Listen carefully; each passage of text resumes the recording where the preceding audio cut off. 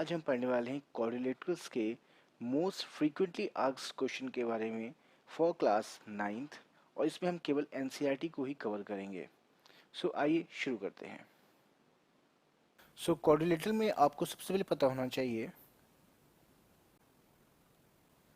Types of coordinators के बारे में, दूसरा कोऑर्डिनेटर्स की प्रॉपर्टीज के बारे में, जिसमें आप लोग को पता होना चाहिए कि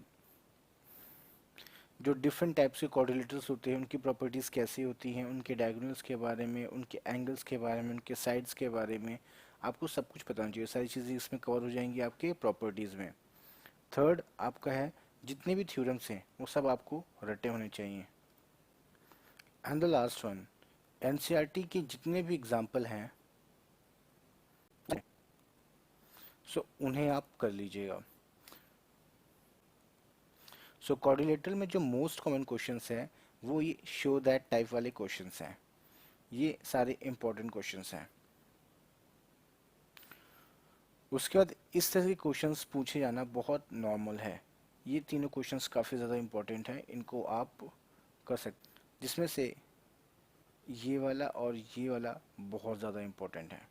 ये दोनों क्वेश्चन के पूछे जाने के चांसेस बहुत ज़्यादा होते हैं। अगर आपका एग्जामिनर एनसीईआरटी से क्वेश्चन बना रहा है तो ये दोनों क्वेश्चंस के पूछे जाने के बहुत ज़्यादा चांसेस होते हैं।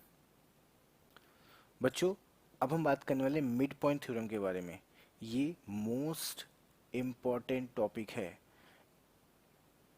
इससे आपको थ्योरम पूछे जाते हैं, उससे रिलेटेड एक क्वेश्चन पूछा जाएगा। कभी कभार मिड पॉइंट थ्योरम का कन्वर्स भी पूछा जाता है। आपको मिड पॉइंट थ्योरम और converse of mid point theorem दोनों याद होने चाहिए और उनकी प्रूविंग भी पूछी जा सकती है। ये तीनों चीज़ें आपकी तैयार होनी चाहिए, थ्योरम, क्वेश्चंस और उसकी प्रूविंग। एक्सरसाइज 8.2 से ये क्वेश्चन बहुत इंपॉर्टेंट है और ये क्वेश्चन बहुत इंपॉर्टेंट है। And at last question number 5th and question number 7th are the most important questions. ये सारे क्वेश्चंस को आप करके ज़रूर जाइएगा, ज़रूर इनकी प्रैक्टिस करके जाइएगा और आपका एग्ज़ाम बहुत अच्छा होगा। एट लास्ट, अगर आपको डिफरेंट टाइप्स ऑफ कोऑर्डिनेटर्स के प्रॉपर्टीज़ के बारे में जानना हो या फिर अगर आपको आसानी से मिल नहीं रहा तो आप समरी में जा कर के लास्ट पे आप उनकी प्रॉपर्टीज़ को देख सकते हैं, लिखी हुई हैं। पैरेललोग्राम है, उसकी प्रॉपर्टीज़ के बारे में लिखी हुई हैं। एंड इन 4th पॉइंट इसमें ये बताया गया है कि कोई कोऑर्डिनेटर पैरेललोग्राम कब कब किन किन कंडीशंस पे हो सकता है, तो ये तीनों कंडीशंस फॉलो करनी होंगी। एंड पॉइंट 5 बताता है कि how the diagonals of a rectangle behave and how the diagonals of a rhombus behave. Point 6 tell us, and point 7 tell us how the diagonals of a square behaves. ये सारी properties आप पढ़ लीजिएगा। ये सारी इंपॉर्टेंट प्रॉपर्टीज़ हैं जो आपको कहीं ना कहीं काम आएंगी और आपके एग्ज़ाम में तो ज़रूर ही काम आएंगी। और बेसिकली ये सारी प्रॉपर्टीज़ MCQ में बहुत पूछे जाते हैं।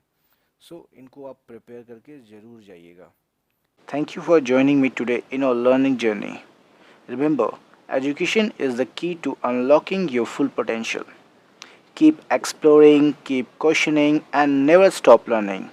If you found this video helpful, don't forget to like, share, and subscribe for more insightful content. See you in the next lesson, and until then, keep striving for excellence. Goodbye and happy learning.